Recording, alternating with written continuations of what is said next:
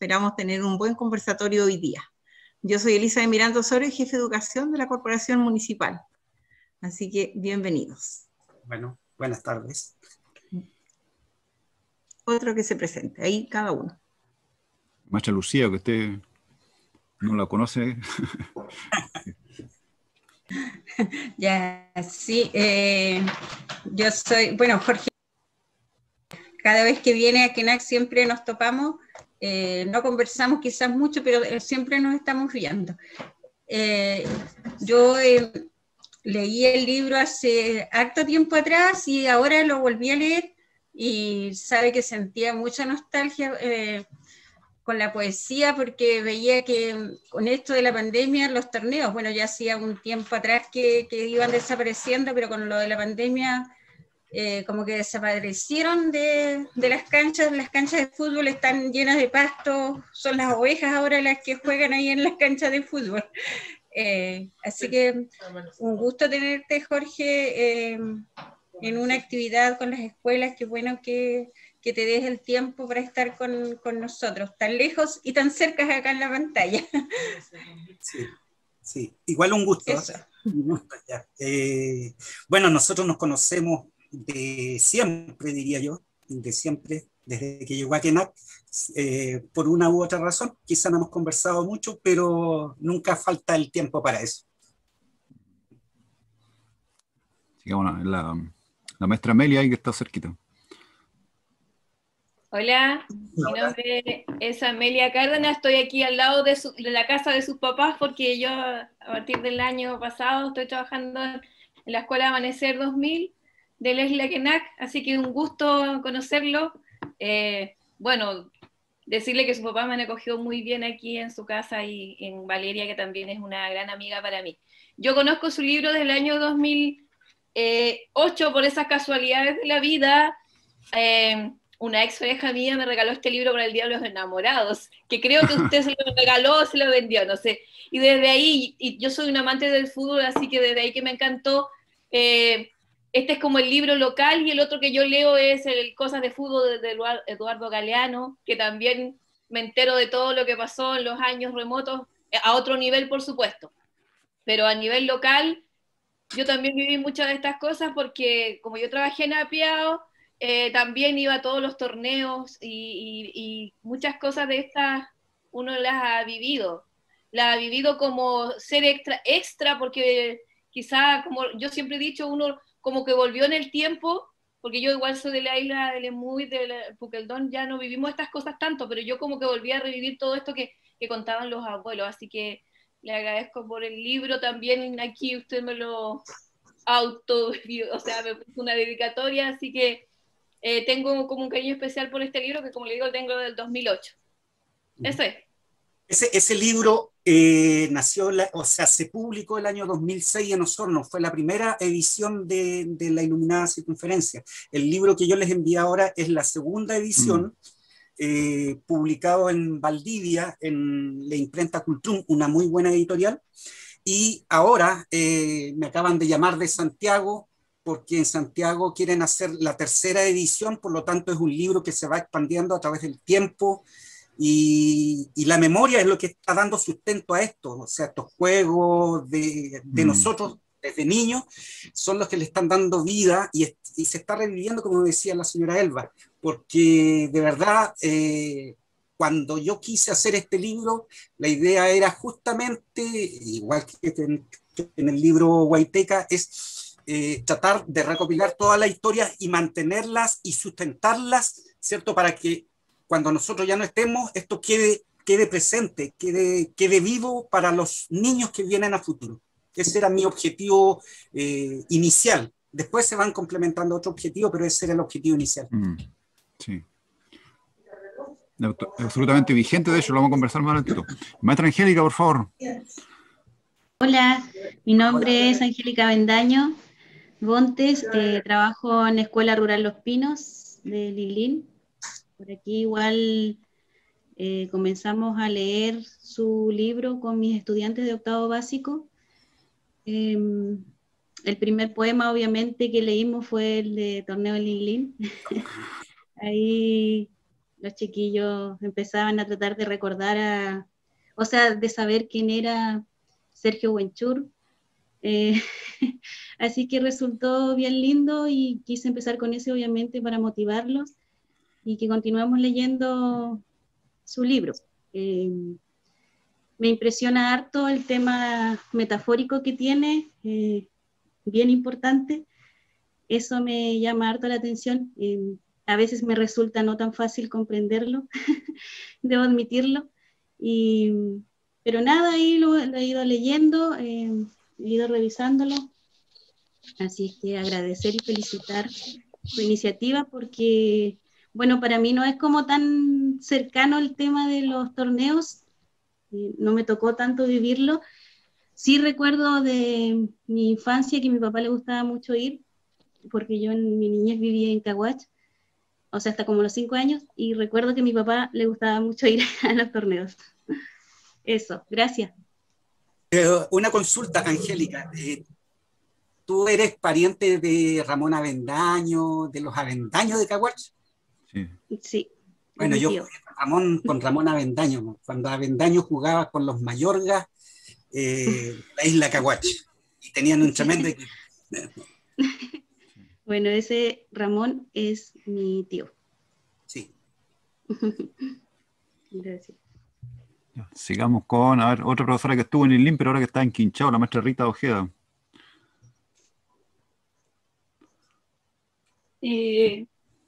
Buenas tardes, un gusto de poder estar en esta reunión, ¿cierto? Mi nombre es Rita Ojeda, trabajo actualmente en la Escuela de Teresa Cárdenas de Villa Quinchao, pero por muchos años, como decía don Ramón, estuve en Lili.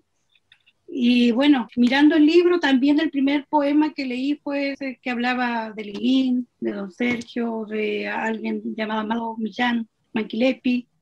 Entonces, un gusto estar acá, un gusto de conocerlo, don Jorge. Eso, felicitaciones por su libro. Gracias, gracias. Bueno, de Lilín yo siempre me acuerdo que cuando llegábamos, ¿cierto?, al puerto, a ver, son 2 sectores, donde Dos Pinos y el otro sector se llama... Curaco. ¿Ah? Curaco de Lilín. Curaco de Lilín. Teníamos que subir por Curaco y subíamos para nosotros era como ir subiendo a Calama. Y era como encontrarnos jugar contra Cobreloa. Por lo tanto, cuando llegábamos arriba, estábamos re cansados y lo único que queríamos era que termine el partido y quedarnos en la fiesta nomás, porque ya no dábamos más con esa cuesta que había en Lilín. Esa era una de las historias que se comenta ahí en el libro. Yes. Maestra Violeta, usted que trabajó en la isla Lao durante mucho tiempo. Buenas tardes, don Jorge, buenas tardes a los colegas que están presentes. Sí, yo trabajé muchos años en Alao y ese tiempo no existía esta enorme jornada laboral, terminábamos temprano, así es que se armaban así como los partidos en las tardes, siempre acompañaba a mis colegas porque era como la distracción que había los fines de semana que nos tocaba quedar igual, íbamos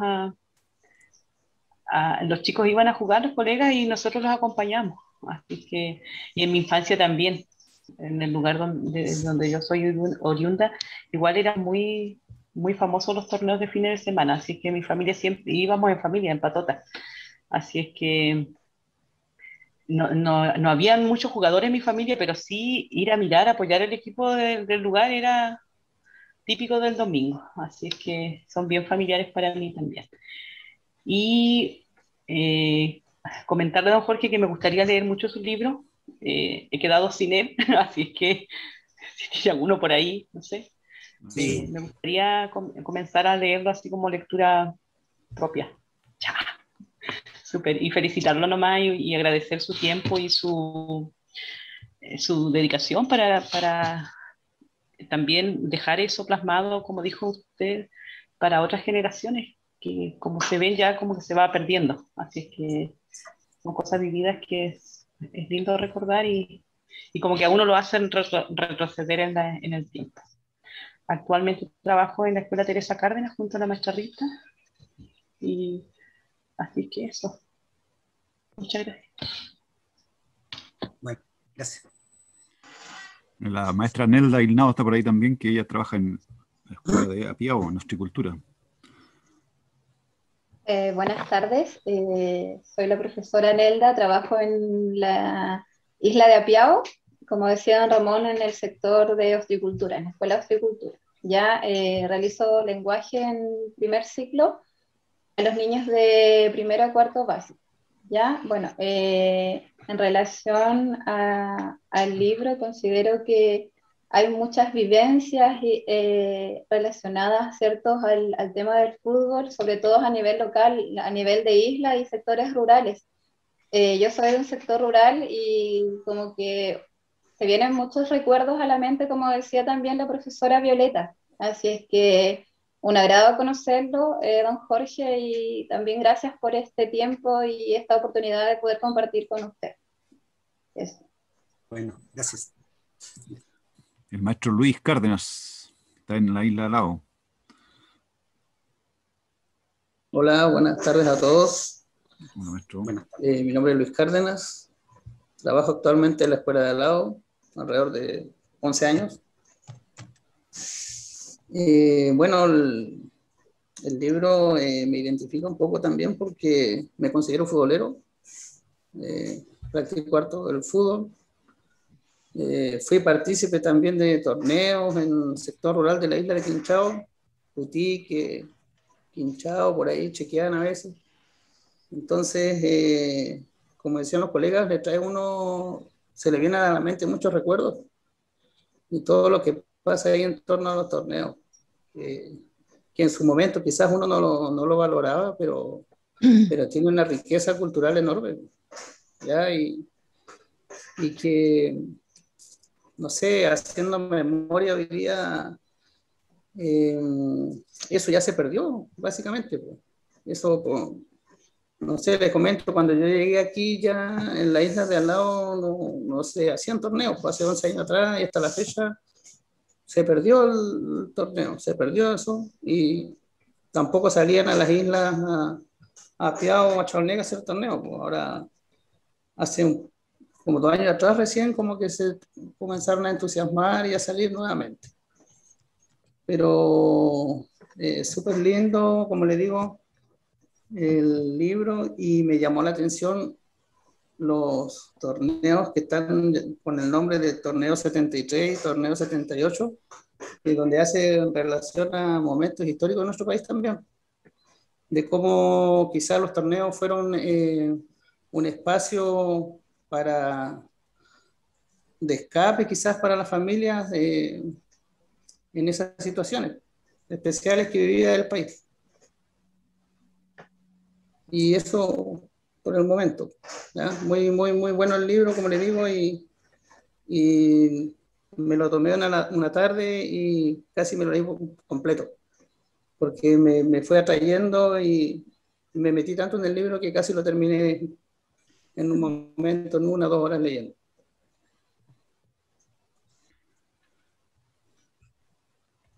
Bueno, gracias. Gracias. Efectivamente, los torneos 73 y los torneos 78, mira, el torneo 73 me lo comentó entre mi padre y Amado Millán Manquilepi, porque fue un encuentro en Castro, y ellos me contaron la historia. Efectivamente, hubo un tiempo en que ellos, cuando la gente de la isla iba a hacer su servicio militar a Castro, después volvían a caballo o de algún modo caminando, cruzaban en bote en Dalcahue y se encontraban en Achao a esperar lancha, cuando en ese tiempo no había muchas lanchas, solamente habían veleros. Entonces, efectivamente, había un carabinero que se llamaba un teniente Rastrillo, que en realidad rastrillaba todo. Y eso fue la mezcla entre estos futbolistas que eran Tadeo Velázquez, mi tío, llamado Manquilepi, y eso fue, se juntó todo en una juguera para crear esa historia que tenía que ver justamente con el golpe, porque ellos en diciembre del año 73 los tomaron detenidos. Después, obviamente, cada uno siguió su vida, siguieron jugando. Y el torneo 78 es una historia vivida por mí en la isla Quenac, en la escuela misma. En ese tiempo estaba don Víctor Hugo Álvarez vivía como director en el colegio. En ese tiempo los directores vivían en los colegios, antes de estar en su casa, el maestro H, que ya jubiló. Y era la única tele que había en la isla. Entonces, por eso a mí me hace mucho sentido, porque era donde no se podía ver más partidos del Mundial del año 78, ¿ya? Y a su vez eso se cruzó con el conato de guerra que tuvimos con ellos, y a su vez eso se cruzaba con la cancha que teníamos al lado frente a la escuela. Entonces, y los aviones que pasaban a ras de la cancha y pasaban bajo el alero de la escuela también. Y recuerdo mucho que se pintaban las cruces rojas, tanto en la iglesia como en la posta y en los colegios, para que nosotros nos camufláramos de alguna manera de esta guerra. Y el fútbol, como tú dices, Luis, era nuestro escape, más allá del miedo que obviamente uno podía soportar.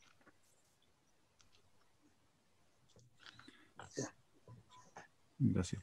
La maestra Hilda Shamia está en Caguas. Hola, por acá Hilda Chamia Pérez, soy profesora de la escuela La Capilla de Caguach. Me leí el libro, me pareció muy interesante.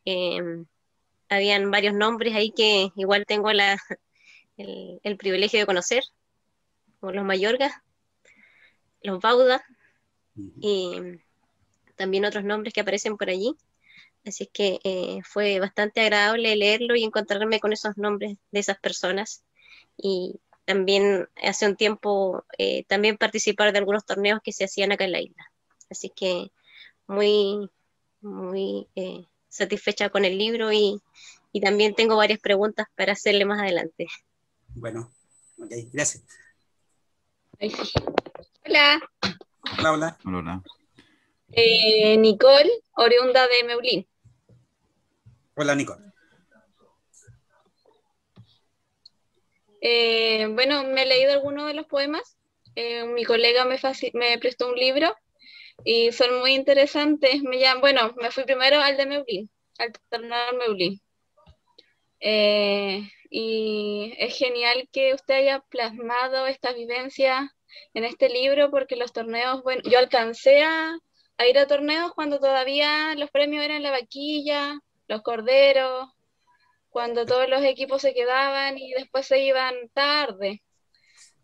Pero ya en los últimos años, antes de la pandemia, ya no había muchos torneos. Recuerdo que solo íbamos a Quenac, a los torneos. Y llegaban de repente los de Caguach y después Meulín y así. Pero mi papá me contaba que antes iban de todas en las islas y que siempre se quedaban incluso a amanecer. Exactamente. Y después se llevaban los corderos, a muchos se les perdían los corderos, o ya lo dejaban vendido para poder comprar algo para beber. Sí, así era. Ajá. Sí, estoy lesionado hace mucho tiempo, por un torneo igualmente. Ya bueno, soy profesor de la Escuela de la Villa, de la isla de Chaulinet. Bueno, yo cuando vi el libro al tiro me gustó, o sea, vi la portada, ya tiene que ver con fútbol, así que lo empecé a leer al tiro. Incluso tengo varios libros de técnicos que, como soy fanático de fútbol, empiezo a leer, de Bielsa, de Pep Guardiola. Soy muy fanático del fútbol, así que me gusta leer ese tipo de lectura. Bueno, al leer el libro me recordó mucho mi infancia, porque yo desde chico viví en un sector rural, en Uller Alto, no sé si lo conocen. Y bueno, a mí mi padre fanático del fútbol, a los 13 años ya me metió al fútbol, a los torneos con personas grandes, y yo era un niño y me daban como que querían, ¿no? Pues, así que mi papá decía, tenés que darle, ¿no? Total, los torneos son así. Así que me gustó mucho eso y me gustó el fútbol en ese sentido. Y cuando llegué acá a trabajar a la isla, porque allá en Uller Alto ya dejaron ese torneo, volví a lo que era antes, la niñez, todo lo que tenía que ver con el torneo, todo el ambiente. Aquí, bueno, acá en Cholinex se sigue viviendo eso. Incluso fui a varios torneos, a Piao, a ver, a Jim igual fui una vez con el equipo acá. Incluso ahora soy vicepresidente del club de Colo-Colo de Cholinex, que tiene que ver con acá, con la isla. Me buscaron porque como vieron que era fanático del fútbol y tenía ideas de fútbol. Y bueno, y hace como 3 años atrás me lesioné, me quebré, me fracturé, pero fui solo, me decía incluso, fui porque pisé mal la pelota y tuve como 1 año de licencia. Pero a ver la lectura, muchas cosas que estaban acá, mucho concepto futbolístico rural, que se habla, de repente la gente empieza a hablar y todo lo demás. Me gustó, me encantó el libro, así que tengo muchas preguntas que hacerle después y felicitarlo. Así que eso. Bueno, a los maestros les voy a presentar, ya un poco lo hicimos, pero igual algo se habló fueron como hartas cosas que fueron hablando del texto mismo, de la relación que hay con no solo el fútbol, sino que aquí hay este libro un poco más allá de eso, pero yo creo que es como la excusa para entrar en otros temas. Así que le doy la bienvenida a nuestro coterráneo Jorge Velázquez, quien nació en Castro, dice acá, el año 72, pero que después en su parte juvenil, por así decirlo, estudiante de enseñanza media, se encontró con la poesía en el Liceo Politécnico, tengo entendido. Entonces quiero que nos cuente un poquito cómo fue ese inicio, cómo te encontraste con la poesía, cuáles eran tus lecturas de esos tiempos, un poco eso, y un poco cómo era el formato del taller literario en el que tú participabas. Bueno, yo entré al Liceo Politécnico, pero antes estuve también en el Colegio de Achao, bueno mencionarlo, sí, porque también todas esas cuestiones son cosas que te vas haciendo amigo más de la poesía. Y ahí voy explicando por qué uno al final termina siendo escritor. Formalmente, yo el año 86 ingresé al Liceo Politécnico, ¿ya? Y ahí justo ese año volvía habían echado al profesor Carlos Trujillo Ampuero, que es el director del grupo Aumen de Castro, del Liceo Galvarino Rivero, y el Poli lo contrató. Y él es fanático de la poesía y la literatura, y creó un grupo de taller literario, y yo me sumergí en él, me metí en él, y éramos aproximadamente 8 alumnos los que trabajamos con él, de ahí hasta terminar la enseñanza media. Y de ahí obviamente quedó el bichito en mí de la poesía, y de ahí no se me despegó nunca más. Esa es la verdad. Ahora bien, yo también le echo la culpa en esto también a mis padres, a mi papá y a mi mamá, por las siguientes razones, pero en el buen sentido de la palabra, que se entienda eso. Porque en el fondo también mi padre era el que me contaba la historia y me embrujaba con sus alucinaciones metafóricas, sin él ser escritor, pero era un muy buen contador de historias. Lo mismo que finado tío Humberto Velázquez, que también yo iba a matear con él y me contaba muchas historias. Entonces todas esas historias fueron quedando en mí. Y también una vez, mi mamá una vez se enojó, pero yo le dije que también era parte, pero en el buen sentido de la palabra, de que uno sea también culpable de ser escritor, porque ella hizo una promesa una vez y yo tuve que preparar un texto e irlo a leer para la fiesta de Caguach, ¿cierto? Y recitarlo frente a un público de unas 5.000 personas. Entonces tuve que aprenderme durante todo un verano, ¿cierto?, un poema del Nazareno de Caguach que tendría unas 20 páginas, no lo sé. Entonces yo le he hecho la culpa a ellos en el buen sentido de la palabra. Y también voy a contar otra anécdota. En Achao una vez hubo un concurso de literatura y la verdad que yo gané, pero gané con un poema que no era mío. ¿Y qué pasó? Dije en ese momento. Es que era tanta la rivalidad entre el Liceo Ramón Freire y la Escuela 1 en ese tiempo, que tenía que ganar la Escuela 1. Entonces aparecí yo como ganador quinto básico en poesía con un poema que no era mío. Entonces todas esas historias fueron cuajando dentro, ¿cierto?, de un puzzle, hasta que finalmente llegué al Liceo Politécnico y formalmente me metí ahí. Ahora bien, también le echo las culpas a mi papá por lo siguiente. Cuando yo terminé el octavo básico en la escuela 1, en Achao, ellos querían que yo sea profesor normalista, es decir, un profesor músico, un profesor a la antigua. Y resulta que yo no quedé porque no tenía las aptitudes de la música, ¿ah? Y por lo tanto estaban súper choreados, enojados conmigo, que no, ellos querían que sea profesor a toda costa, ¿cierto?, de música, así como el finado maestro Mora en la isla de Quenac. Y finalmente no lo fui, y terminé yendo, por esas cosas de la vida no me quedó más alternativa que ir al Politécnico, que tenía su internado, y terminé, conclusión, siendo escritor. Y eso fue a la larga para mí mucho mejor. Por lo tanto, esas son las vueltas de la vida. Uno no sabe lo que tiene a mano. Claro, súper. Oye, aquí una de las maestras preguntaba, ¿y por qué elegiste la poesía y no la narrativa para escribir? Si tenía tantas historias que te contaban y todo eso.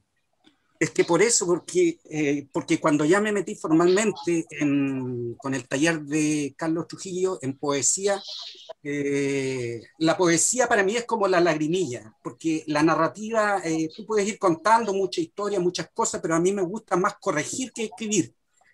Es decir, si escribo algo de 1 o 2 páginas, yo lo corrijo, no importa que me quede una sola línea, pero que esa línea sea potente, que represente un mundo. Por eso es que la poesía, todos estos poemas que parecen cortos, expresan, pero mucha historia. Entonces yo me quedo con eso. Es como cuando alguien hace chicha, y la chicha puede ser lo más fácil que expriman un poco y tú tomes inmediatamente el jugo. La poesía es como la lagrimilla, que tiene que cuajar bien, y yo quiero tomarme el vinagre. Y para mí eso es la poesía, o sea, que a través de una sola palabra o 2 palabras reflejen un mundo completo. No estar escribiendo, no estar gastando palabras innecesarias, hojas, porque eso escasea. Pasemos un poco a hablar del fútbol y de los libros. ¿Tú, cuáles eran tus ídolos futbolísticos o como escritor, si tienes ídolos futbolísticos, a quienes sigues, quienes te gustan, ese tipo de cosas? Bueno, es que en ese tiempo, recuerdo yo, estábamos en el año 78-79, campeón Colo-Colo del año 79, por ejemplo. En los años 80, cuando Cobreloa no le ganaba a nadie, iba a la Copa Libertadores, habían varios ídolos de esa época. Y además que lo recuerdo mucho, porque en ese tiempo estaba la revista Estadio. Esta se vendía en el kiosco que estaba a la entrada, que hoy día es el Maribela. Abajo había un kiosco. Y mi padre siempre me traía la revista Estadio. La revista Estadio para mí era como todos los libros de literatura que tengo. Entonces eso también iba cuajando en nosotros. Y lo otro, que también compraba muchas láminas de fútbol de ese tiempo. Por eso es que hay algunos poemas que explican, o sea, que cuentan que nosotros intercambiábamos láminas de Limiña, que era un jugador de Coquimbo, Hoffen de la Chile, Caselli de Colo-Colo, y por lo tanto te está dando luces de las láminas que usábamos en ese tiempo y que era el fútbol que adorábamos en ese tiempo. Ese era nuestro ídolo, Lía Figueroa. Bueno, y después nuestro ídolo después de la propia isla. Ahí la señora Elba sabe que, por ejemplo, el Insular de ese tiempo era genial, tampoco le ganaba a nadie, habían muchos ídolos, hay todos los Álvarez, los Yáñez, etcétera, etcétera. Los Guerreros, ¿ah? En fin, tantos ídolos, el Pichata de Meulín, que pateaba todos los penales y siempre nos ganaba los penales y siempre se llevaba la vaquilla con su lancha Meulín, o sea, era clave el hombre en Meulín. Eso eran como los ídolos en la parte local. Los otros eran como los ídolos en la parte nacional. David Jorge, bueno, cuéntale porque algo mencionaste ahí, claro, tu relación con el fútbol. ¿Tú jugaste? ¿En qué puesto jugabas? Pues, cuenta un poco esas experiencias. Yo jugué en el Deportivo Tricolor y jugaba al arco. Jugué siempre al arco y partí jugando como en ese tiempo ya se empezaba a jugar como a los 13 o 14 años, te metían a jugar con los de primera. ¿Aló? ¿Sí? Sí, está bien, está bien. ¿Está bien? Sí. Bueno, el objetivo de los torneos es que, como dijo una profesora, ¿cierto? El objetivo era ganar la vaquilla, porque los torneos eran partidos de 10 minutos por lado, porque tenía que haber un ganador el día domingo. Siempre se jugaba el día domingo, que era como el día de descanso. Primero estaba la misa a las 11 con el padre Sergio, por lo menos en Quenac, hasta como a las 2:30, porque se alargaba la prédica. Entonces, después venía el torneo a las 3 de la tarde, pero era un panorama completo que había ese día, donde iba, ¿cierto?, toda la familia a estos lares, por así decirlo. Y como yo te digo, yo jugué por el tricolor en el puesto de arquero toda la vida. La idea de estos partidos de 10 minutos era terminar con el arco en blanco, obviamente, que no te hagan goles para que al final, después, si es que habían penales, tú pudieras pasar a la otra ronda y así sucesivamente hasta tratar de conseguir el objetivo, que era ganar la vaquilla, que era el primer premio. Claro, por lo tanto, aquí hay una relación con el escritor también. Tu vivencia con lo que se cuentan en los textos, ¿cierto? Es directa, o sea, tú participaste de todos esos procesos, es como el escritor y el personaje aquí son los mismos. En algunos casos sí, en otros yo cuento la historia que me contó mi padre o las historias que me contaron otros jugadores.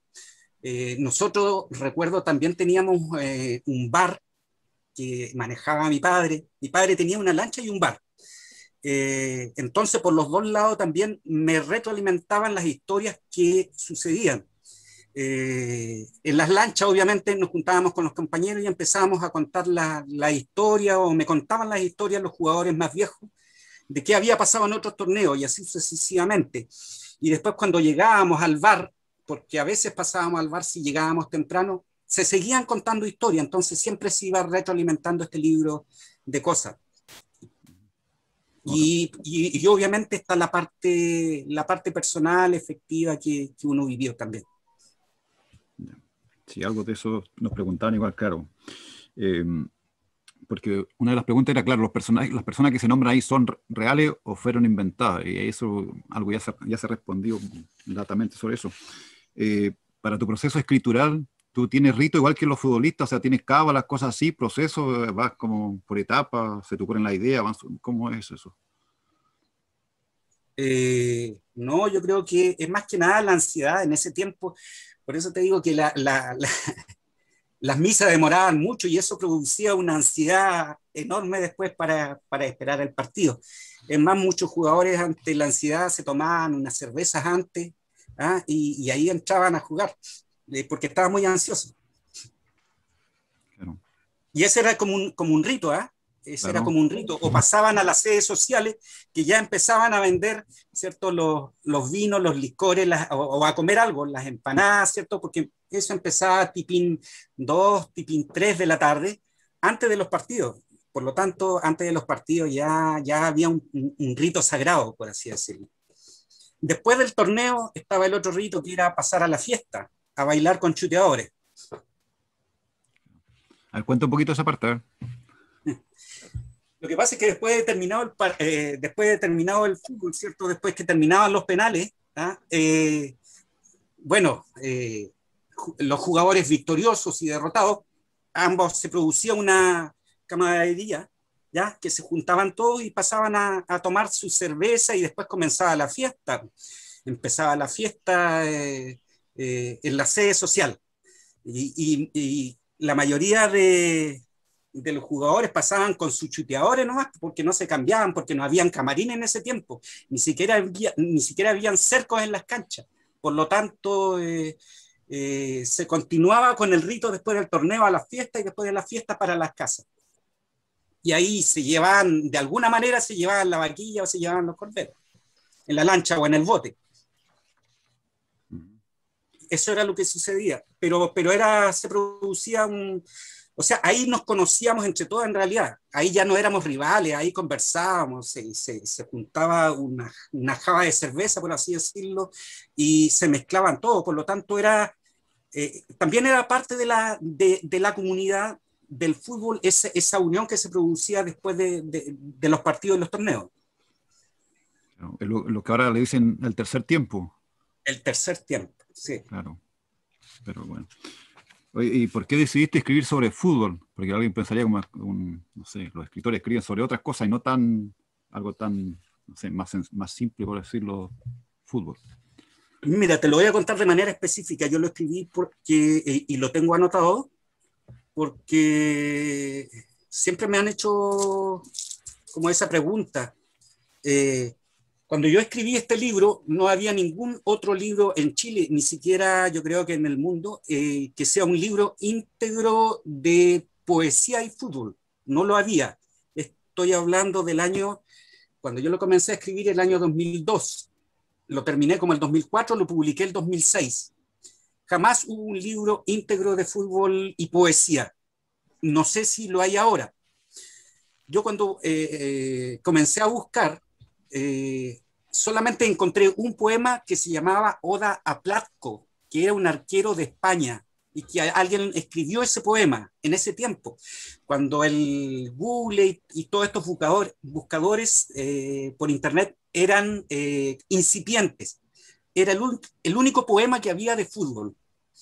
Y este libro surge a partir de lo siguiente. Mira, el año 2002, en el verano del 2002, nosotros íbamos viajando de Achao a Caguach en la lancha de mi papá, con un grupo de escritores que habíamos sido invitados en Achao, a un encuentro literario organizado por la biblioteca de Achao. Y en el viaje yo le iba contando las historias de fútbol, porque tú en el viaje, cuando sales de Achao a Caguach, ves Lilín, Jingua, Chiquetén, La Piedra de Achao, Meulín, Quenac, y al fondo se ven Chaulineca al lado de Apiao, y después cuando llega a Caguach se ve un poco Teuquelín.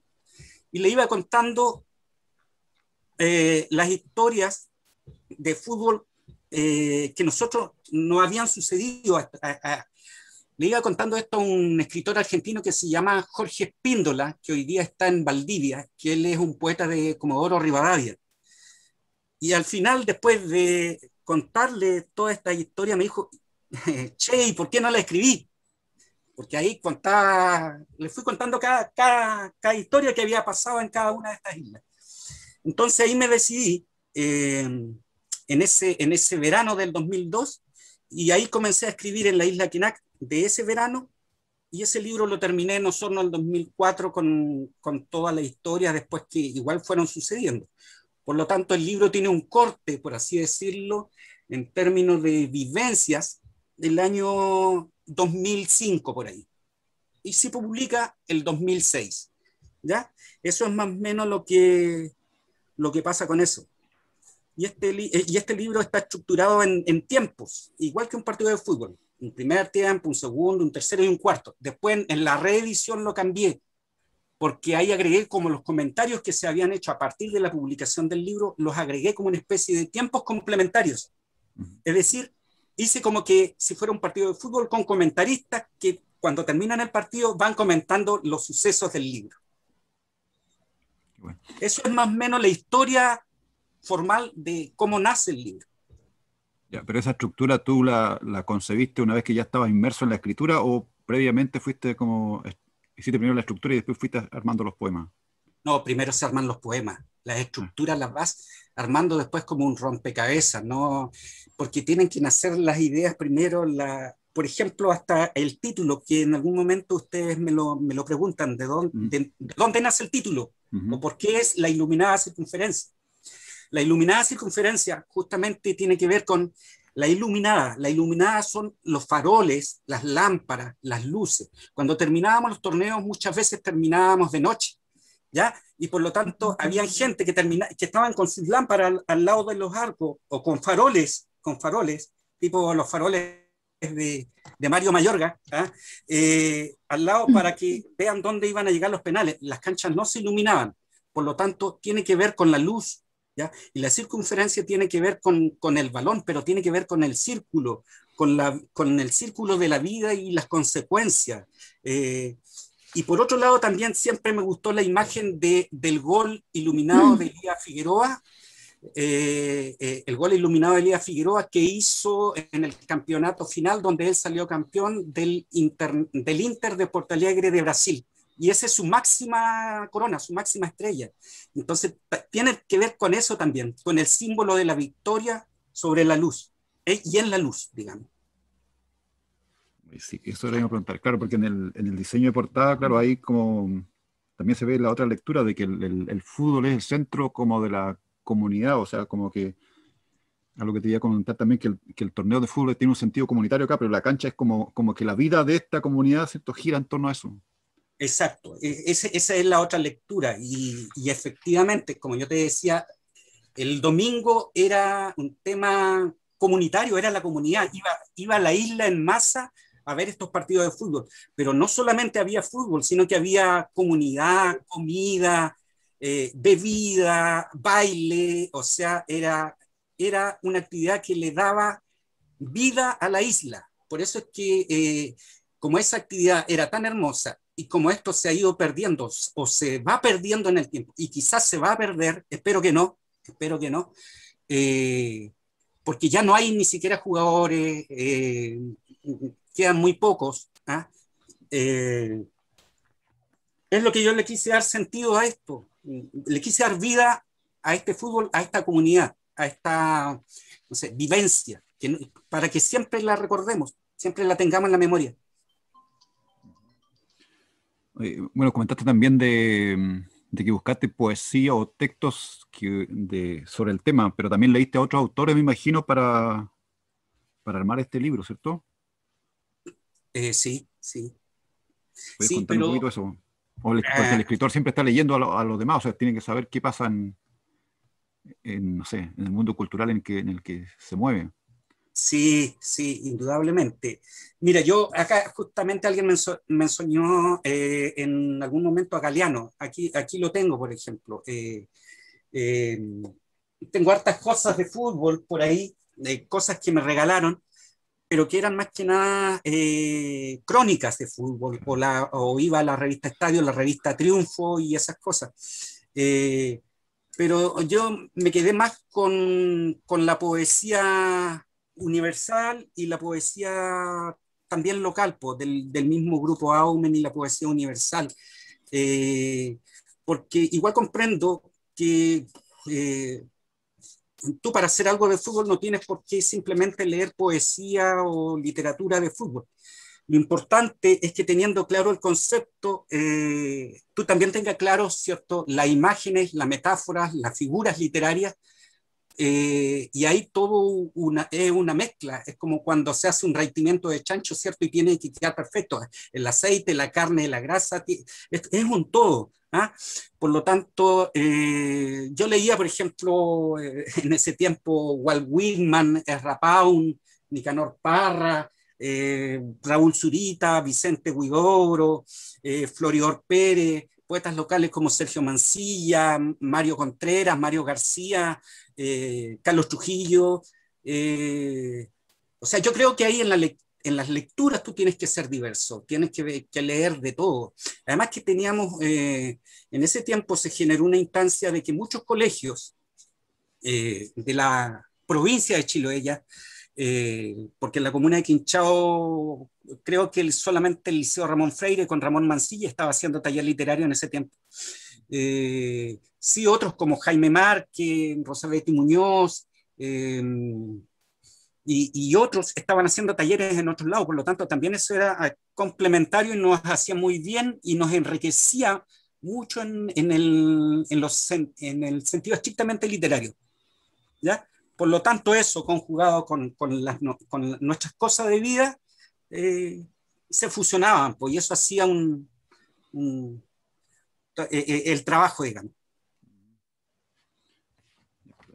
Bueno, también una de las cosas que hemos comentado también con los profesores, porque para armar esta conversación hicimos una reunión previa, y era que este libro no solo era de fútbol, sino que era como un poco la historia local de Chile, del país, de Chiloé, que tenía que ver un poco con lo mítico, con hasta la flora y fauna aparecía en esto, o sea, Entonces la pregunta era, ¿qué elemento de la cultura de Chiloé tú incorporaste en este libro o consideras que incorporaste acá?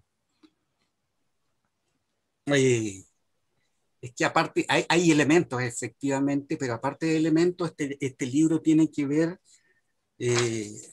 creo que el fútbol como excusa, pero también ir mostrando la historia de Chiloé. Y también un poco la historia en el abandono en que estamos sumidos nosotros como islas, ¿ah? Desconectado un poco del aparataje, ¿ah?, político nacional, por así decirlo. Entonces tenemos nuestras propias historias, y si nuestras propias historias las universalizamos, los que ganamos somos nosotros, ¿ya? O sea, porque nos van a venir de afuera, ¿cierto?, a inventar o a crear nuestra historia. Cuando nosotros lo tenemos sumido, cuando nosotros la hemos vivido, podemos sacarle tremendo partido a nuestros propios, no sé, a nuestras propias vivencias, a nuestras propias islas, a nuestros propios abandonos o desabandonos. Yo creo que esa es la concepción por la cual hay que escribir de alguna manera, sea poesía, sea narrativa, o sea literatura, cuentos, transmisiones orales. Es la forma en que tenemos para hacerla.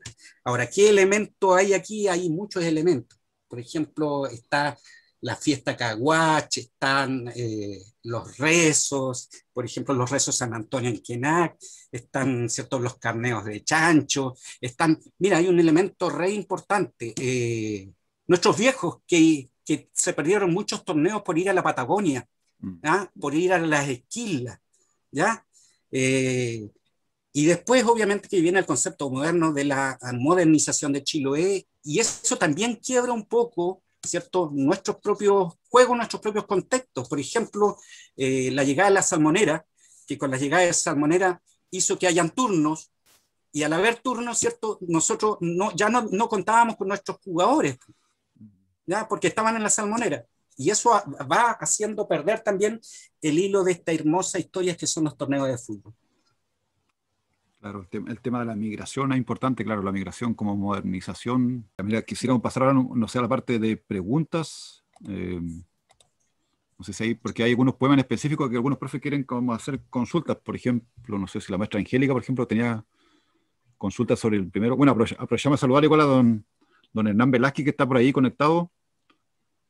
A la Valeria, que están por ahí. Saludos a Quenac. Los vimos recién el fin de semana, pero igual saludos virtuales por allá. Así que un gusto igual tenerlo en esta conversa. Saludos. Salud. Hola, protagonista de los poemas.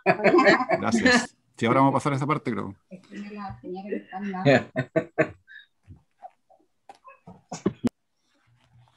Maestro, le cedo la palabra entonces para que alguna consulta respecto a poemas en específico.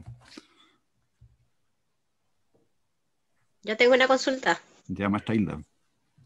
Ya, es acerca de una frase que aparece allí en un poema y también al final en un comentario.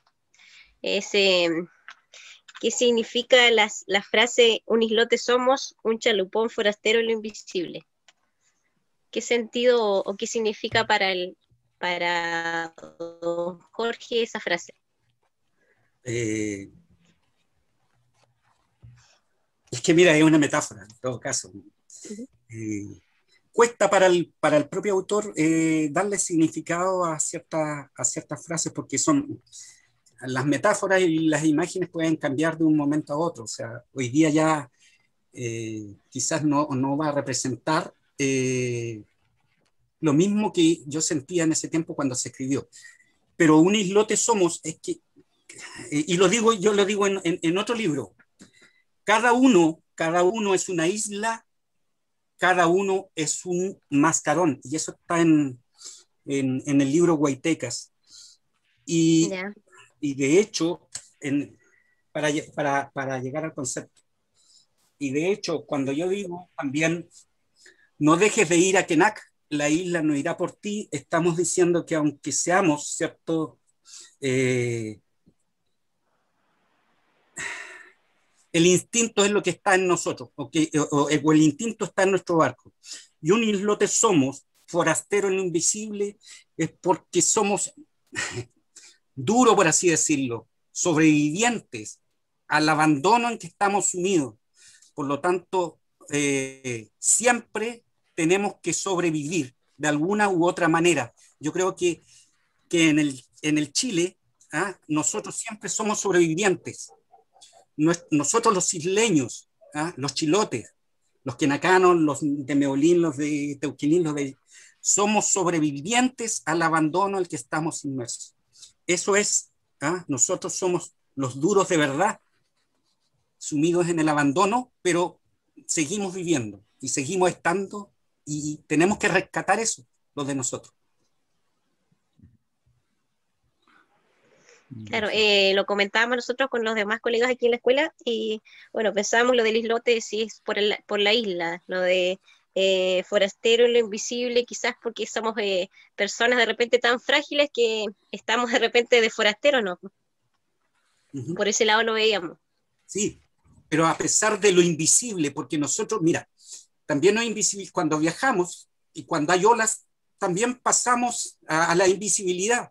A veces estamos bajo la ola encima, pero salimos a flote y seguimos sobreviviendo. Nunca el abandono fue sangre en nuestra estela. Ok. Gracias, don Jorge. Bueno. La maestra Violeta Mancilla, Antimán. Gracias.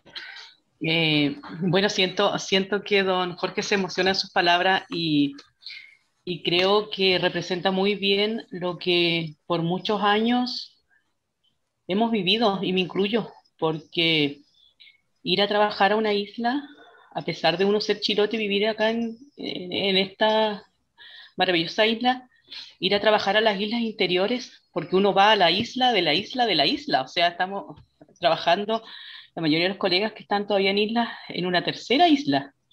Entonces, es verdad que a pesar de todo el abandono, se sigue sobreviviendo, porque en el fondo se vive con lo mínimo ahora y mucho más adelante del que había en los años que trabajamos quizás con Rita en islas. No sé, uno salía con suerte una vez al mes, con lanchas que si Dios nos acompañaba llegamos bien a puerto, si no botando el agua con baldes. Entonces era dura la realidad y para muchos compatriotas sigue siendo dura. Así que muy bien, yo creo que su interpretación que le da, y se entiende que en el fondo cada uno es una isla, entre todos los habitantes de la isla se forman los islotes, ¿cierto? Fuertes, como dice don Jorge, y hacer patria. Y forasteros también, porque a pesar de ser nuestro propio país, seguimos siendo a lo mejor forasteros en nuestra propia tierra. A pesar de todo el sacrificio, no es reconocido. Eso entiendo para mí. Y también me cala hondo sus palabras, porque retrocedo en el tiempo y vuelvo a la isla al lado y me hace recordar mucho la necesidad de la gente. Entonces, es eso. Me emociona también, así que yo creo que su libro me va a cautivar, pero en la próxima oportunidad lo tendré leído, yo creo. Muchas gracias. Gracias. Sí, la maestra Angélica Bendaño, también quería comenzar, creo que el poema Primeras Jugadas. Sí, ahí teníamos, bueno, lo trabajamos con los niños de octavo, como le comentaba delante, y ellos encontraron que, o sea, lo que lograron sacar era que como que había sido muy violento este encuentro entre la gente que estaba, digamos, habitando los lugares y los españoles que llegaron aquí a cambiar algunas cosas en el fondo. Lo encontraron violento y queríamos dilucidar quizás la estrategia fue siempre el sembrado de un rosario. Si me puede explicar ese verso, para ver si tenemos el mismo, la misma apreciación, comprensión. Sí, considerando justamente que el fútbol es un pretexto para contar la historia de Chiloé completa, es justamente que tiene sentido esta primera jugada. Y por algo se llama primera jugada, porque es como la jugada inicial de la historia entre el encuentro entre los chilotes, por así decirlo, y los españoles. Los españoles que son los evangelizadores, ¿cierto? Los conquistadores. Por lo tanto, quizás ahí hay en alguna parte un comentario lo dice, o sea, este es un partido desigual, porque los chilotes han luchado más de 450 años contra el colonialismo, contra los conquistadores, contra el neoliberalismo ahora, pero los chilotes siempre han salido adelante. Es un partido desigual de prácticamente 500 años, pero siempre salen adelante. ¿Ah? Entonces, efectivamente, este primer partido fue desigual, porque a los chilotes, por así decirlo, los pillaron en pampa, ¿ah? Por su inocencia, porque estaban o vivían de los recursos naturales, de la playa, ¿ah? De lo que se podía. Y entonces, al llegar, ¿cierto?, los españoles, se produce el ensamblaje entre los españoles, ¿cierto?, los colonizadores y los chilotes que allí estaban. Que los chilotes estaban representados obviamente por nuestras castas indígenas, ¿ya? Y eso significó que, por ejemplo, en Quenac quedaran puros españoles, ¿ah? En Meulín quedó la mitad de españoles y la mitad, ¿cierto?, como de apellidos indígenas. En Caguache también pasó lo mismo, ¿ya? Por lo tanto, ese es el cruce, ese es como fue como el partido inicial. Y la estrategia fue siempre el sembrado de un rosario, quiere decir que los españoles traían el catolicismo, traían la cruz, traían el rosario para embaucarnos en su partido, ¿ya? Y ganarnos el territorio, ganarnos la cancha, ganarnos el juego, ¿ya? Quizás ese primer partido, obviamente que lo perdimos como chilotes, ¿ah? Porque quedamos con la misión circular, quedamos con la cruz, quedamos con la capilla, cuando nosotros éramos un equipo con camisetas desnudas, ¿ya? Y ellos nos vinieron a poner, ¿cierto?, sus propias camisetas. Por lo tanto, ahí solo la muerte jugaría un partido inconcluso entre los avellanos.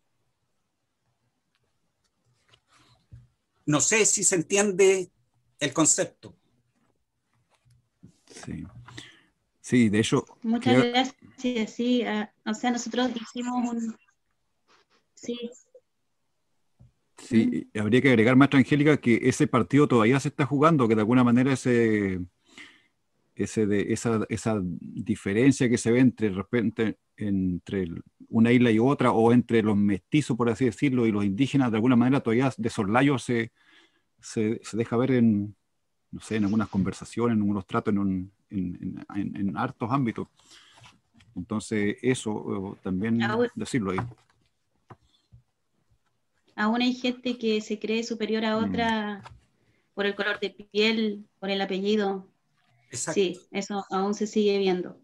Y sí comprendimos su poema así, en ese sentido como usted lo está explicando. Muchas gracias. Bueno. No sé si hay alguien más que tenga... Don Ramón, pregunta. Sí. O sea, en realidad no es pregunta, es más que nada un comentario. Como que lo he escuchado detenidamente todo este rato y no sé, me pasó como algo súper especial porque siento que habla como tan de lo profundo que como que de cierta forma te llega todo lo que dice, o sea, se nota que son vivencias que ha tenido, que son experiencias que le han pasado. Me llamó mucho la atención escucharlo, me agradó mucho porque, como decía alguien anteriormente, se emociona con lo que dice y de repente no pasa con todas las personas. Entonces, eso quería comentar, que me llamó mucho la atención lo profundo al relatar lo que ha vivido. Y como que se agradece porque en serio, a mí me pasó eso como súper especial de me llegó todo lo que dijo. Entonces, no quería dejar pasar esa oportunidad de comentarlo. Eso, don Ramón.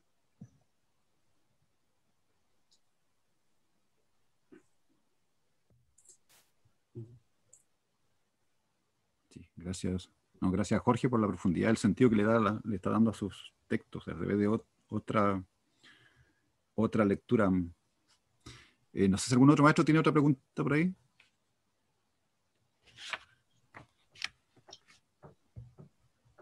Yo profe Ramón, más que una pregunta, tengo una inquietud que me pasó cuando yo yo seleccioné algunos poemas para trabajar con los niños de octavo. Entonces, claro, para nosotros esto es muy profundo, porque yo agradezco también la irreverencia, conociéndolo a Jorge ahora en persona, que es como más pasivo. De repente la gente como revolucionaria es como muy frontal y todo, pero su escritura, sobre todo, yo no he leído su otro libro, pero este libro, a mí me parece que hay mucha irreverencia, no solo en el sentido de contar lo que pasa en Chiloé, sino que en general político, que eso para mí es muy valioso, y eso son la cantidad, o sea, es la mayoría de los libros que a mí me gusta leer también. Pero mi inquietud es acerca de cómo hacemos que los niños puedan acercarse a esta poesía. Claro, ellos van a escuchar los apellidos y todo les va a parecer que eso es familiar, quizás los niños aquí de Kenac, pero hoy día es tan difícil sentir la profundidad de las palabras, de los versos, cuando los niños solamente están escuchando trap y reggaetón, y están escuchando que muévete para allá y ándate para acá y todo, y la palabra la estamos olvidando totalmente. Entonces, yo siempre he tenido esa inquietud, no sé si don Ramón o don Jorge me lo podrían responder, es algo difícil, pero ¿cómo lo hacemos para que realmente un estudiante de 14 años, que son, creo, porque a mí me parece que para los pequeños, obvio, no se lo vamos a trabajar, pero un niño de 13, 14 años, ¿cómo lo involucramos en esto que se vivió y que se sigue viviendo?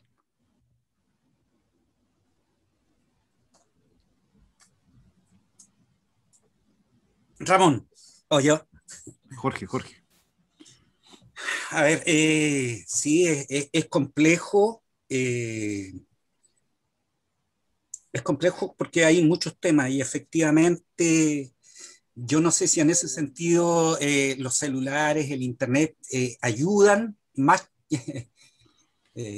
o hay más problemas, yo no lo sé, pero sí siento que lo que te puede ayudar son los libros, y quizás escapar un poquito de la sala. Escapando de la sala, y mira, yo el otro día le di no sé, algunas actividades. Planifica y organiza un paseo con tu curso a algún campo deportivo cuando se efectúa un torneo de fútbol, prepara un resumen o composición con las actividades que allí suceden, la reunión de la comunidad propiamente tal, hechos anecdóticos, sucesos deportivos, extradeportivos, los viajes a estos eventos, las fiestas, etcétera, por así decirlo. O sea, yo creo que a los niños un poco hay que sacarlos quizás de la comodidad.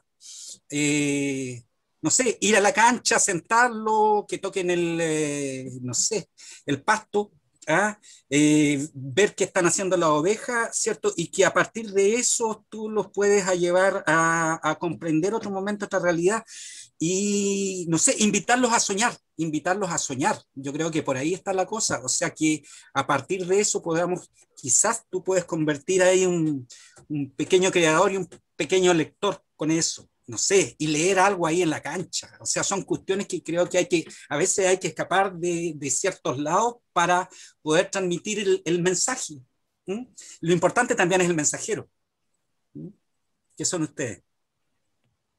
Y lo otro que siempre, miren, cuando yo tenía en mi estudio, o en la básica también, la gente le tenía miedo a la poesía.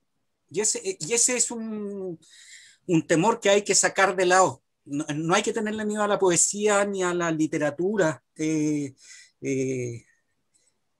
Y ese complejo hay que sacárselo de raíz. Yo creo que basta lectura, basta visualizar cosas, entrevistarse con gente de la comunidad, no sé, sobre determinados temas, que le cuenten las experiencias, y eso va ayudando a un todo, digamos.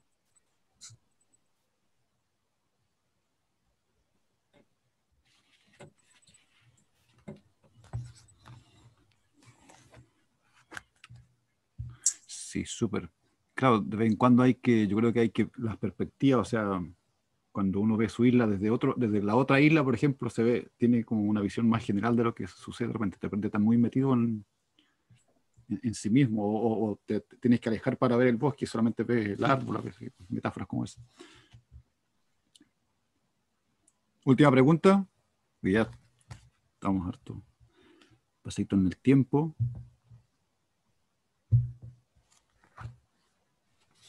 No sé, la señora Lucía. A ver, sí, pero más que una pregunta es, yo siempre he sentido a Jorge Velázquez como un embajador de la isla de Quenac. Por ejemplo, yo en Curaco, varias personas me han preguntado quién es don Jorge Velázquez, por qué escribe poesía, entonces y sobre todo la del fútbol. Entonces yo le decía, él escribe del fútbol porque son vivencias de la isla. Y qué bueno que él, o sea, a través de la poesía también dé a conocer la isla de Quenac y todas las islas que conforman el archipiélago de Chiloé, porque yo creo que en todas las islas como que se vive lo mismo. Entonces, eso es bueno para nosotros que tengamos a este gran escritor que se dedique a escribir y a través de la poesía que dé a conocer las vivencias, porque son cosas que ya quizás no vamos a volver a vivir. O sea, solamente están en nuestro recuerdo. Y lo otro, igual, Jorge, yo lo he escuchado declamar poesía aquí cuando ha venido a Quenac para la Semana Quenacana, que es otra actividad que este año, por ejemplo, ya se dio en forma virtual nomás, porque tampoco se pudo hacer de la otra manera que se hacía. Entonces, y yo sé de la emoción y de lo que le pone a la poesía cuando lo recita, y es muy bonito escucharlo, el declamar poesía. Yo le pediría que nos recitara una poesía, eligiera una poesía y nos declamara una poesía. Claro. Un pedido especial. ¿Dejémoslo al final o no? No sé, ahí don Jorge, ¿qué nos dice? Claro. Sí. ¿Por qué dices al final? ¿Todavía quedan preguntas? Tengo una. A ver. Tengo una, pero es más que nada con el contexto que se dio recién, o sea, como que ahora, me refiero a la constituyente, como que la cancha se emparejó un poco, como que a este estadio pudieron entrar mucha más gente que o sea, bueno, fue limitado, son 150 jugadores los que tienen que entrar, pero ahora como que ya el viento no juega en contra, ya la cancha no tiene tantos hoyos, como que está más pareja, como que es más representativo de todos los jugadores, como que el árbitro ahora ya es más neutral, como que hay toda una oportunidad ahí. ¿Cómo ve ese partido que se viene ahora para el país y cómo debiera ser favorable para Chiloé también ese partido de fútbol? Sí, es un partido interesante y nosotros en algún momento lo dije, o sea, en el libro, casi siempre jugamos con el viento en contra. O con la cancha inclinada como ese partido de fútbol siempre lo recuerdo, el de Mechuque, porque Mechuque tiene una cancha inclinada, está así. ¿Y cuál fue la estrategia de nosotros? Empezar el partido de abajo para arriba. Aguantamos los 10 minutos, ¿ya? Y después en el segundo tiempo le dimos un baile porque ya estaban cansados y ahí, como íbamos de bajada, ¿cierto? Tuvimos más oportunidad de hacer goles. Yo creo que en ese sentido la cancha se emparejó. A nosotros siempre nos hacían los goles, de alguna manera. Los políticos, las políticas, siempre estaban concentrados en los mismos bandos, tenían más jugadores que nosotros, siempre había una trampa. Siempre había una trampa, ¿cierto? Una zancadilla, pero la gente, ¿cierto? El equipo se aburrió. El equipo se aburrió, ¿cierto? Y por lo tanto entrenó más, salió con otra mentalidad y esta vez empató el partido y lo ganó. Lo dio vuelta y yo creo que de ahí no paramos hasta ganar el campeonato. Y ese campeonato se gana, ¿cierto? Finalmente, hasta cuando desaparece el libro de las malas artes, ¿ya? Que se llamaba Constitución de los años 80, que fue instaurado, ¿cierto?, a punta de fusil, ¿ya? Y se emparejó la cancha. Hoy día está de nuestro lado y hasta parece que hasta los árbitros están empezando a jugar por nosotros. Ya, eso es parte del comentario. Lo otro que yo les quiero comentar es que si bien soy del tricolor en este libro, trato de no ser del tricolor, sino que trato de ser de todos los equipos, de mencionarlos a todos, de jugar por todos, aunque haya perdido, ¿cierto?, ganado, la idea es mostrar una realidad que tiene que ver, ¿cierto?, con lo local, con los chilotes, pero con lo que cada una isla representa, ¿ya? Trato de ser en el fondo un árbitro, más que un jugador. Muchas gracias.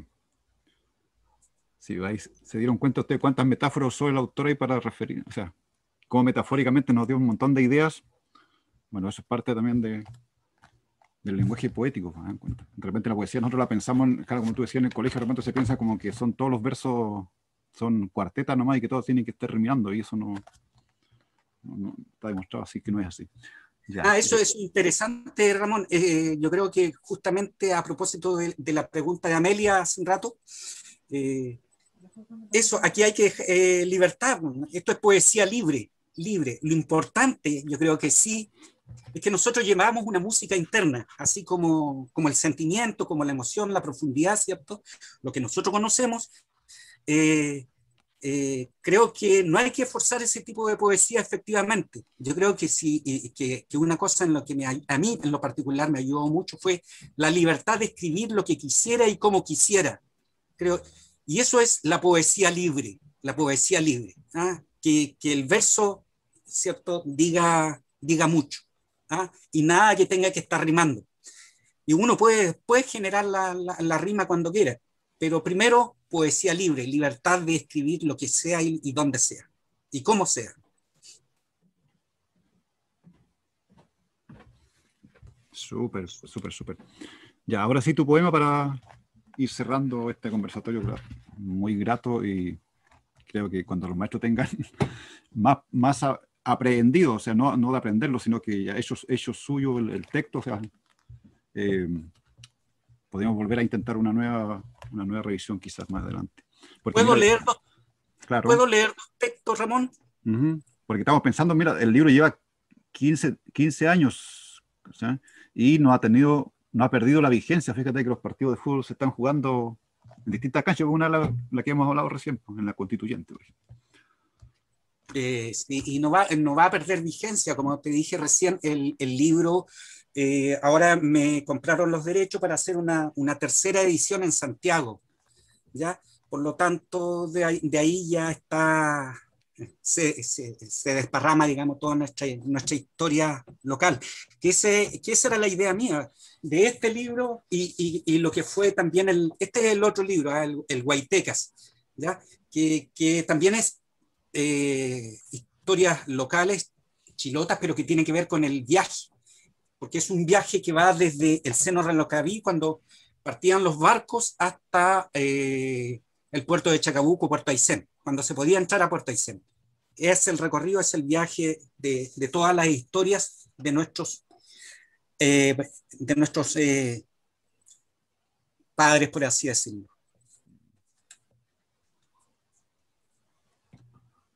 En torneo 78, alguien de Caguach, efectivamente un día estábamos jugando un partido, un torneo, y al lado de la cancha está el restaurante El Tranquilo, pero resulta que estamos en la mitad del partido del restaurante El Tranquilo y salen dos personas trenzadas del restaurante El Tranquilo, así que se detuvo el partido y terminó el partido. No hubo más torneo. De ahí para la casa no. Y torneo 78 tiene que ver con el conato, obviamente, de guerra que tuvimos con Argentina. Ya algo le conté al principio un poco de este poema. Torneo 78. Los aviones pasaban a ras de la cancha, usaban el color de las camisetas de nuestros enemigos. En la única TV de la isla jugaban Argentina y Holanda. Afuera disputaban Meolín con Tocoihue a penales. El miedo no quería estar para el partido final y se empañaba la tele con el llanto. Recordamos las peores tragedias en cosa de segundos. El volcamiento de la lancha María Dolores con 11 muchachos en la escotilla. El servicio militar llevándose por 2 años a nuestro jugador estrella. La pelea del restaurante El Tranquilo deteniendo el partido Juventud Católica y Nacional. Los aviones pasaban por la línea que Dios hizo al amanecer. Secreto de Estado fue el movimiento de patrullas y del cirujano Videla llevando remedio a los desertores. A veces, sin jugar también se gana, me decía Che Pariente, sin galanterías, sin levantar la voz como un cedrón cayendo en el estanque. Debajo de los helechos se escondía el barro para los que no alcanzarían la orilla. Lentamente se consumía el destino, girando la circunferencia con otro tiro libre.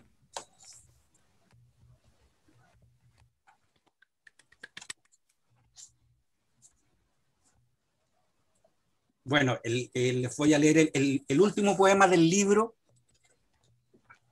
que se titula El hijo de Charlie. Charlie es una persona de Quenac y su hijo también fue arquero, digamos el que me reemplazó después en el tricolor y que quedó. Y por lo tanto para mí es una suerte para todos los hijos que vienen, va este poema, para los jugadores que vienen, que aprendan de los jugadores que hubieron antes que ellos.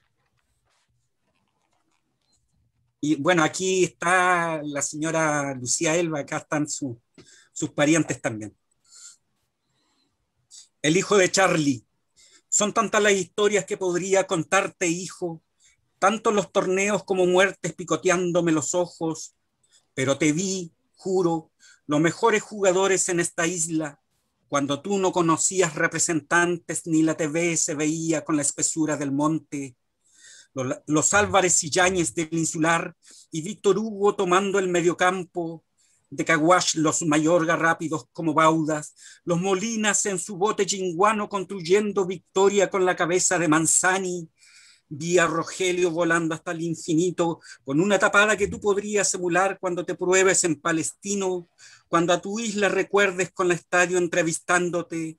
Vi también un extraño espejismo, como si el dolor preparara del respiro sus últimas esencias. En alguna parte hay un domingo y los torneos se juegan igual sin profesionales. Un poco de luz debe entrar a la cocina para que el abuelo a los pájaros deje salir entre la niebla. ¿Quién dirá que el silencio rebota en la amargura? ¿No será el fuego de una espiga adversario de su mito? Hijo, hijo, no te olvides, no. Los padres deben a los ríos volver sus ojos, cosechar lo que se ha sembrado de madrugada, porque el juego es la sentencia del desamparo. Ese es el poema.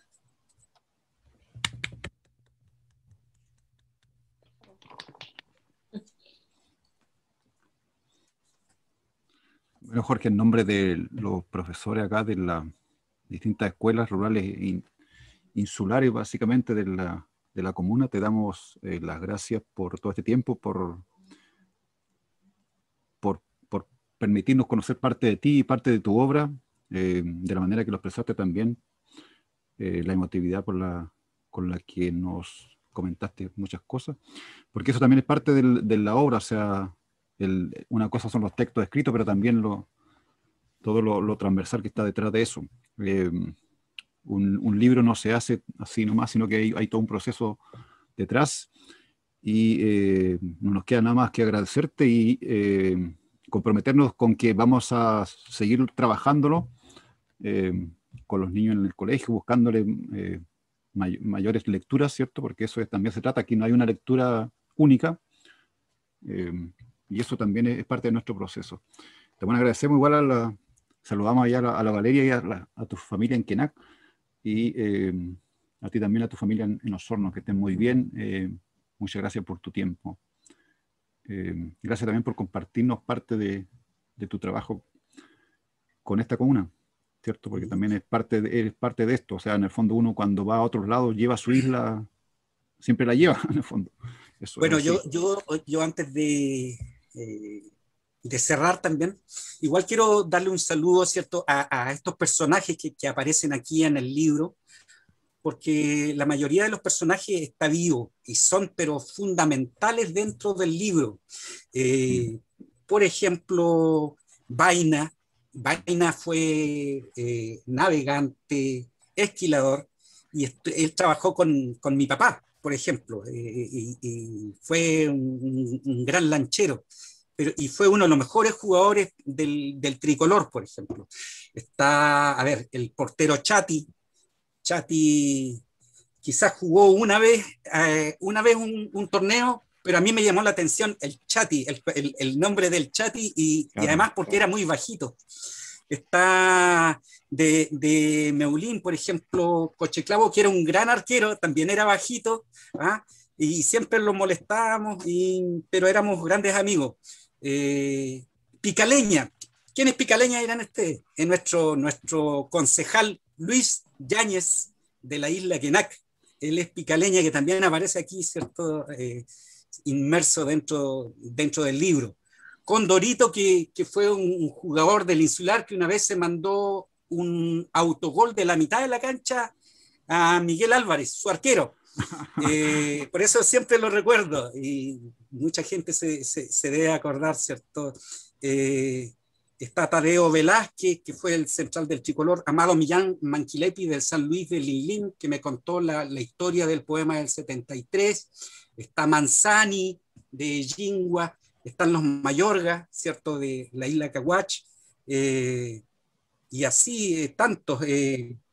Aparece, mira, acá también se forma, a propósito de los elementos culturales, las bandas que habían en estas islas, porque antes las fiestas se realizaban con conjuntos que tenían una batería que apenas sonaba, una guitarra, pero siempre el acordeón. El acordeón era infaltable en las fiestas. Y aquí, por ejemplo, aparecen en nuestro amigo acordeonista Necho Mayorga, que aparte de acordeonista de la isla Quenac, era también, mi papá me cuenta que una vez pateó un penal, pero que su penal salió por el córner, entonces, porque estaba muerto de la risa, porque cobraron el penal en la mitad de la cancha, y los del tricolor, mira qué tramposo, y le dijeron al árbitro Lelunquén de Caguas, cobre penal, y él fue a poner el penal, y cobró penal, pues, y estaba la mano fue en la mitad de la cancha, y como estaba muerto de la risa, Necho Mayorga, el acordeonista, la tiró para el córner, pues lo perdieron, todos muertos de la risa, ¿ya? Hecho Mayorga, y aparece, mira, Brinco era un hombre gigante de la isla, que quizás es el más alto, pero que siempre tocaba, el Brinco tocaba la batería, era infaltable en la batería de la banda, ¿cierto?, instrumental que tocaba la música los días domingos después del torneo, y así tanto Blanca Leviñanco, la Blanca también, la Blanca lavaba en la tina de mi papá las camisetas del Club Tricolor, lavaba todas las camisetas, ¿cierto?, y se colgaban, y después con esa íbamos a jugar a Meulín, y así sucesivamente. Todos estos personajes, la mayoría de los personajes, ¿cierto?, están vivos, por lo tanto también hay un nicho importante ahí que aunque los conocemos con apodo, ¿cierto?, se pueden entrevistar, por ejemplo, y ellos te pueden contar muchas más historias, y los cabros los pueden ir a entrevistar, por ejemplo, con su profesor, y pueden entrevistar a todos estos personajes,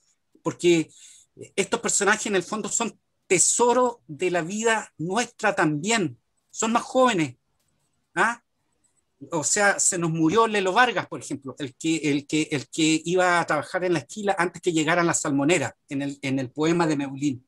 O sea, no lo podemos dejar pasar. Tenemos que aprender de ello y rescatar la memoria de nuestra gente. Yo creo que eso es lo importante, lo que te deja este libro. Entre otros personajes, porque hay varios más. Sí, no, hay muchos. Sí, pues, y cada personaje es una historia en sí misma, entonces... Por ejemplo, los Peranchihuay de la isla Teuquelín. Teuquelín tenía solamente la familia Peranchihuay. ¿Ya? Entonces nosotros decíamos que el arquero Peranchihuay se la pasaba al defensa Peranchihuay, el defensa Peranchihuay se la pasaba al mediocampista Peranchihuay, y al delantero Peranchihuay hizo el gol.